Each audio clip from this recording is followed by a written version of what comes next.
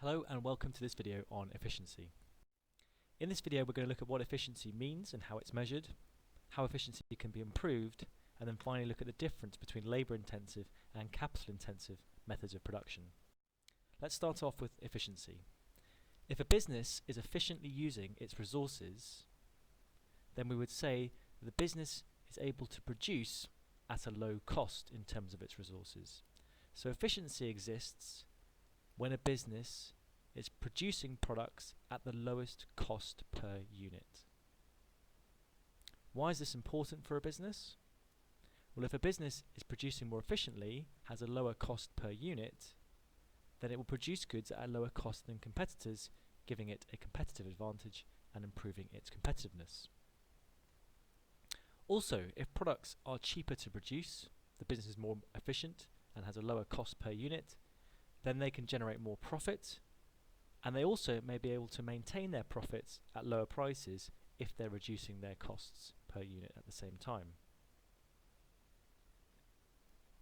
Finally, being efficient is a good way to maximize the return on any assets that the business has bought. If they've bought new equipment or factory buildings and are then able to operate at a low cost per unit, then it's likely going to make a maximum return to recover the money they've made investing. There is a direct relationship here between productivity and costs. As a business becomes more productive, its output per worker or per unit of time or output per input increases.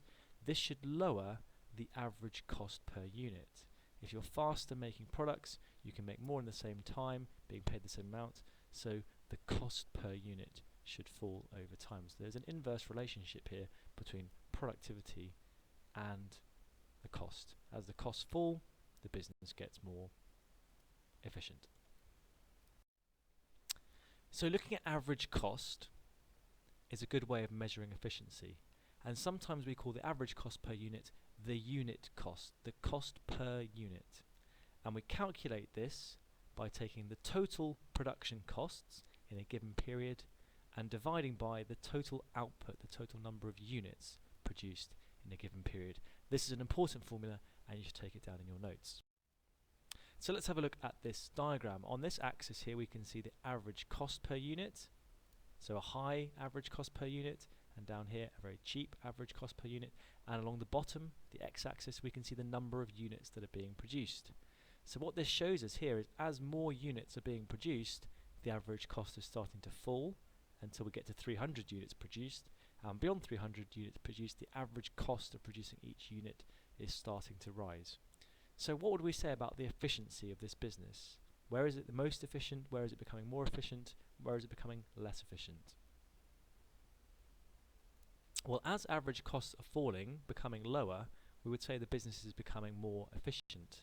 At 300 units produced, it reaches its most efficient point, it has its lowest average cost, but beyond 300, as it produces more, the average costs start to rise, and so where we have rising average costs, we would say the business is becoming less efficient.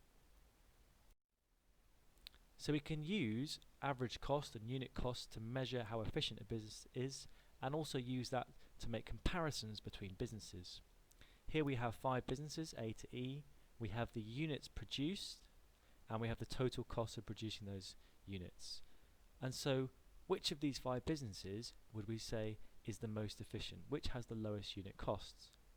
You can pause the video now, have a quick go at the calculations, and see which business is the most efficient.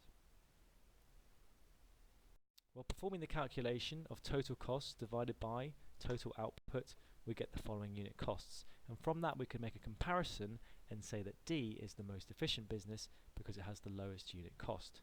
Perhaps because it produces the most units. And we'll look at that concept next. How might a business improve its efficiency? Well, through training. If its staff can work quicker or more effectively, then they can produce more for the same cost. Maybe if they're more motivated, they produce more for the same cost.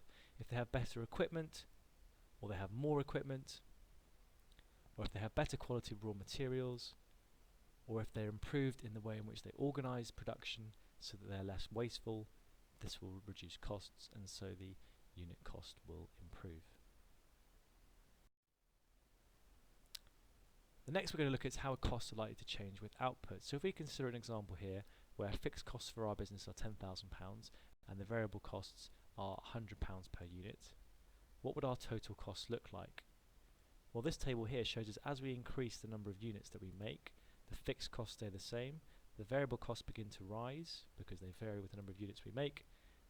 The fixed and the variable together gives us total cost, and total cost divided by output tells us the cost per unit. And if you study the cost per unit column here, what you can see is that as we produce more units, the cost per unit, the unit cost or the average cost per unit, starts to fall.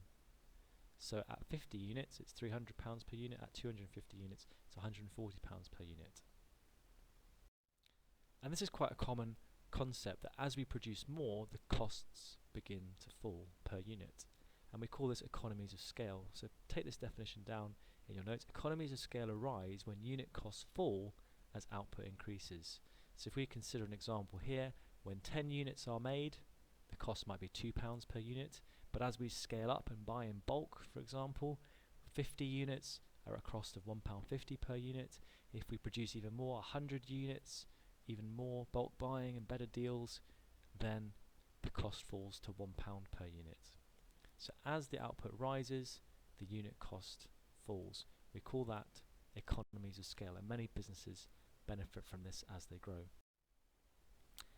This graph shows us the same concept, so average cost per unit on this axis and the number of units produced on the x-axis. And we can see as we produce more, go from Q1 to Q2 quantity, the average cost falls, so we're benefiting from economies of scale. Quantity 3 is our most efficient point, the lowest average cost, so we're benefiting the most we can do from economies of scale at this point. As we go beyond Q3 and actually average costs start to rise, as we produce even more, average costs rise. This is no longer economies of scale, we call this diseconomies of scale, when average costs start to rise as output increases. So we've looked at efficiency and how it's measured through unit cost. We've looked at how efficiency can be improved. The last topic here is what is the difference between labour intensive and capital intensive production. Labour intensive production is production that relies on using a lot of workers, people, whereas capital intensive production is production that relies on using lots of machinery and technology. Once we've taken these definitions down, let's move on. So some examples. Can you think of any examples of industries that use lots of people and not much technology? And also, can you think of any capital intensive industries that use lots of machinery and tools and so on, but not many people? Well, these might be some examples. Labour intensive industries would be things like hotels and restaurants. It's mainly the staff who operate and provide the service. Or hairdressing would be a good example. Whereas capital intensive industries that use mainly machinery and technology would be things like oil mining or extraction and refining, possibly car manufacturing if there's a lot of robotics involved. Transport would be another example of where the machinery provides the large part of the service or the good. So let's think of some implications then for our business of labour intensive production. Well, labour intensive production will mean that labour costs are higher than capital costs, so the costs will be mainly variable costs, which implies a lower break-even output. And firms will mostly benefit if they can access large sources of low-cost labour. This maybe applies to particularly businesses in the developing world where there is lots of low-cost labour to be found. If we think of capital-intensive industries, what does this mean for our business? Well, capital costs are the highest, higher than labour costs. The costs will be mainly fixed, which implies a higher break-even output. Instead of having access to low-cost labour, firms benefit most if they can access low-cost long-term financing. So large loans at cheap rates enables them to buy the machinery that they need to operate their business. So what are the advantages and drawbacks of capital-intensive production using lots of machinery and tools? Well, some of the benefits are there are greater opportunities for economies of scale.